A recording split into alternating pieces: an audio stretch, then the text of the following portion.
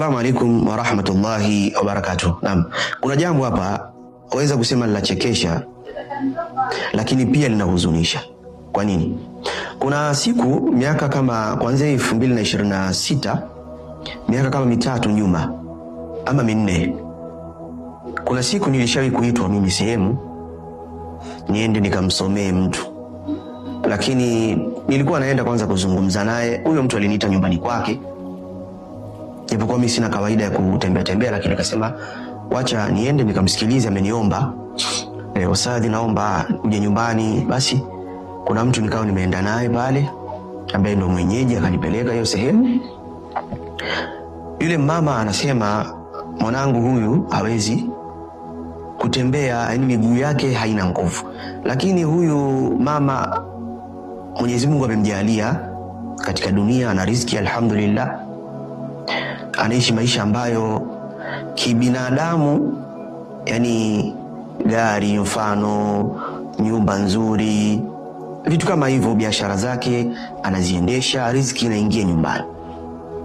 Ila furaha, nimetanguliza haya kusema hivi kwamba gari mfano na nini, kusudio langu ile furaha sasa ya kwamba ana vitu vyote lakini furaha hana. Kwa nini? Mtoto alokuwa naye miguu yake haina nguvu kabisa, hawezi kukanyaga, na anaenda ni mkubwa, anaenda juu kidogo, bado kadogo, lakini kanaenda. Kama sasa hivi itakuwa ni mkubwa, kanaenda yani, lakini hawezi kukanyaga chini kama unapotembea wewe au mtoto wako anapokanyaga na kutembea. Akanambia lakini kuna mtu alishaikuja hapa, huyo mtaalamu anasema yeye ni mganga wa Yanga, yeye kwanza anaitibia timu ya Yanga, kwa maelezo ya yule na mnukuu huyo mama alipokuwa anaelezea hapo.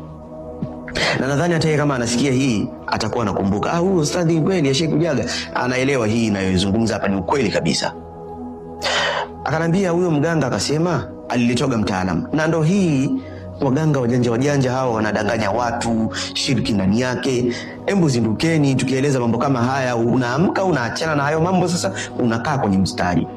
Huyo mganga anasema yeye ni mganga anetibia watu wa Yanga, eti timu ya Yanga ilishinde na vitu gani, kwa maelezo yake. Sasa akajisifu akasema huyu mtoto wako, mganga sana mwambie yule mama, huyu mtoto wako amerudiwa pweza. Weza kucheka lakini havichekeshi kabisa. Eti karogewa pweza. Kwa nini? Yule mtoto miguu yake si imelegea tepe tepe. Sasa anapweza nayo, watizama vile akishakuwa amechapwa, amepigwa, waona ukimshika anakuwa hivi, amelegea hivi. Sasa ndo anasema eti mtoto wake karogewa ni pweza, samaki huyo. Yule mama sasa kipindi hicho alikuwa hafahamu, lakini kipindi ananifuatilia nadhani ama alipata taarifa zangu, ndo akaona itakuwa hao ni waongo. Akasema yule mtaalamu akachukua pesa kama milioni, si kama kitu gani hivi. Alafu akaenda akanunua na pweza. Siku alivyokuja anasema kaja na pweza katika kumtibia mtoto. Akawa anachukua ile miguu ya mtoto na ile pweza alokuja nayo, sasa anaichapa kwenye miguu. Kachapa, kambaka paka dawa. Hakuna, hajapona. Hakuwahi kupona. Na mimi nilienda pale nikamwona huyo mtoto miguu yake bado hali ni ile ile, hakuwahi kupona. Hajamponya huyo na pweza wake, na kwa sababu amesema karogewa pweza, kwa maana yeye si anaweza kuona, labda ana mwenzetu anaona, kajua kwamba kilichofanyika pale labda paka kumroga huyu mtoto eti ni pweza. Mengine Mwenyezi Mungu ndio alivyomuumba labda mja wake, kwamba huyu atazaliwa akiwa ni kilema, mwenyewe muumbaji mwenyewe, au ulema wake utaanzia labda umri fulani, mwenyewe Mwenyezi Mungu kakadiria hivyo. Sasa hata kama unafanya sababu za kumuomba Mwenyezi Mungu, kwa sababu huwezi tu kukata tamaa ukasema hivi, lazima ufanye sababu.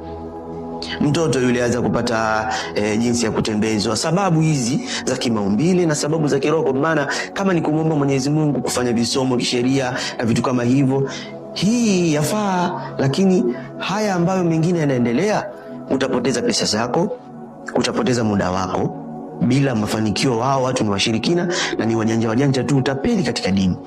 mara nyingine wanajifanya wao ni mashehe, mara nyingine vitu vya ajabu ajabu. Kwa hiyo nimefikisha hili, pia utasikia, utamwambia na ndugu yako, utazinduka kwamba hawa watu sasa mwisho wao ndo hapa. Sasa hivi mambo yao yanasikika, yanajulikana, kumbe haki. Sasa wewe utachagua tu ufuate giza ama ufuate mwanga.